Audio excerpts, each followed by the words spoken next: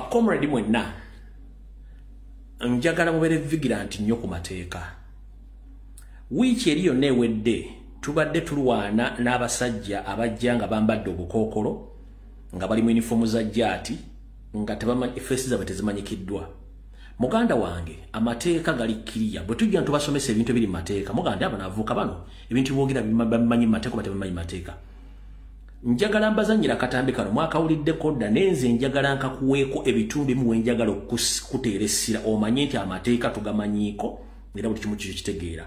Omuntu yenna nga musirikale tateekeddwa kukwata nga muntu yenna nga musirikale tateekeddwa kweka feesi ye tateekeddwa kweka linnya lye tateekeddwa kukola kikolwa kitali mu mateeka. Bonna abaana abadde abajjaati ne bwemusanga ludda wasima yeeta wajjaati oba poliisi ng'akwese feesi ye aba amenya mateeka ne bw'aba yambadde mask n'aba yambadde elementi yokka nga feesi kyetalika aba amenya mateeka. Kino kibadde mu parliament olwaleero minisita yennyini akwasaganya ensonga z'omunda yennyini nga yabyogera abadde mu kakiiko ka parliament nga buuza mu video n'ekintu kinjala mwakawudde njaira ekintu kinjala muwulire bulungi nnyo owulira bulungi nnyo. The military or intelligence services, they do so within the coordinated framework. Onanyonyodde nti kimenyera ddala mateeka omukuumaddembe ali ku mulimu ate okukweka ebimukwatako gatako okwambala akakookolo okukweka obwenyi bwe. It's not acceptable. If you are enforcing the law, you must be properly identified. You know, all those things that are required. And we said we guide. We have rules of engagement, written booklets to officers. Sabadumizi wa polisi Abasi Akagaba naye yennyamidde olw'ebyanya abantu bano libazze bakozesa n'alayira nti buli abadde ng'akola bino kanaamujjuutuka. I'm in charge of the police. I think that's the answer. We don't take any discipline lightly. Whatever happened contravening the laws is regrettable, and the action you have also mentioned. All right, obudde tulina butono. Minister kugambye nti omuntu atasobola kweyanjula taliiko linnya akwese feesi ye oyo abeera mumenyi w'amateeka era batamanyikiddwa kimenya mateeka. Muganda wange njagala onsangira ekikyali nga yambadde akakookola ku omuggo oba akukoleko obuzi bwonna muyoole nga bwe kyetaagisa oba omunyiga munyige ojja kuboonyize muyaaye oba ojja kuboonyize mutujju ekyo kyo nkikubuulidde. Omuntu yenna tasobola kulaga feesi ye na kulaga linnya lye na kyambalo kyambala nga tekitetegerekeka. Bw'akulumba mulumbe kimaafiya oba mulumbe kiviyetinaamu kuggwe naye kubeeko omuntu avaawo nga mufu kuba oyo manya muyaaye oba mubbi yakulumbye. Ekyo mukitegedde bulungi nnyo awo tuvuddewo. Mu ffujjo eryakoleddwa olunaku lwa jjo abasajja basobye okugenda kulaala ya Nyando Yoseeri e Kawempe ekyokusomba mwakikonfaminze buli kimu era mwakitegedde.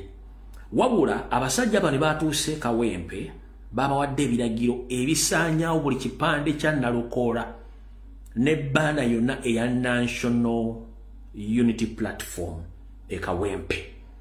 Bino byonna Electoral Commission tebyogeddeeko teri wadde abyogeddeko. We batuuse Kawempe buli kintu kyonna ekikwatagana ku National Platform bakiwanudde bakiggyeeyo.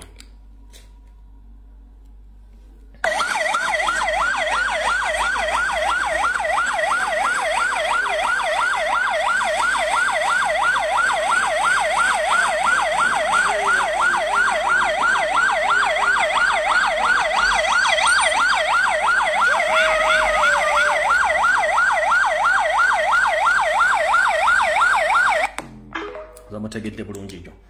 Kati tugende ku video butereevu eyatuleese buli omu gy'abadde alindiridde. Ebifo bingi byayogeddwako ebigenda okubbibwamu obululu era ebyateekingiddwa. Ne nabagambye nti nga sinagenda okansooka empisewo na kano. Jo olunaku lwajjo President byabadde nga ali mu lala efundikira yatuwadde obubaka buno nammwe tubatuuseeko. Yatugambye bw'ati. Olw'okuba nti abasajja bajja ne babba ebyambalo byaffe ku National Platform ne babyambala ne babikozesa jjo okulaga nti waliwo abavudde mu Nuupu ate nga si kituufu ne tubaga nti bagenda kukozesa ebyambalo byebimu okusindika abaana abagenda okukola effujjo mu bitundu bya Kawempe North. Era bayinza okukozesa ebyambalo byebimu okukyankanya polling station kuna kumacha okudisplacinga abantu bana bateke mu bulu bwabwe. Kati president yatusabye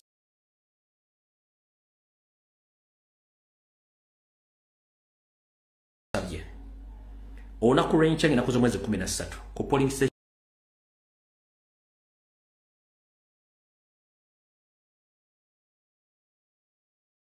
zonna mu Kawempe North namwe abagenda okujja okukuuma n'okubeerawo ku lunaku lw'enkya okulonda. President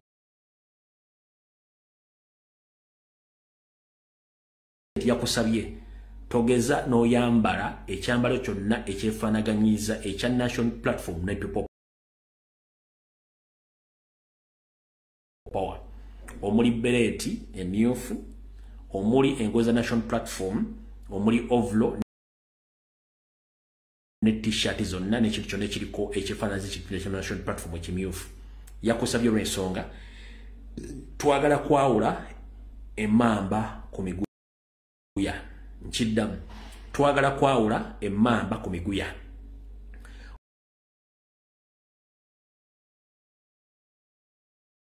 Olunaku lw'enkya nakuza omwezi 13 ku Kawempe North constituency mu police station zonna.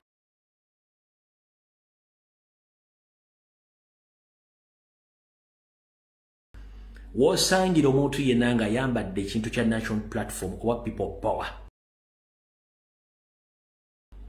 ogwo muguya si mamba. President yatusabye n'obuwoomi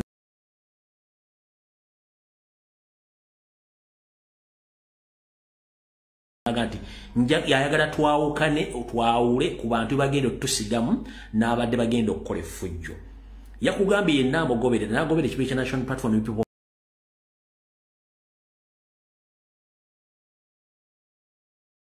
Power. Olunaku lw'enkya temwambala ekintu kyonna ekyefaananiza kya National Platform ekyafaananiza ekya People Power. Olunaku lw'enkya kebere baleti kebere over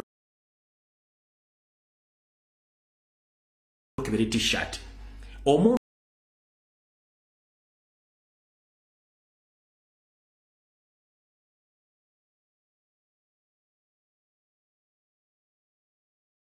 yenna n'akikola olunaku lw'enkya ng'oli mu Kawempe North kiba kitegeeza nti towagira era togoberera gw'oli muguya mu mamba. Kati olunaku lw'enkya ngenda basaba comrade batatu ne bamaama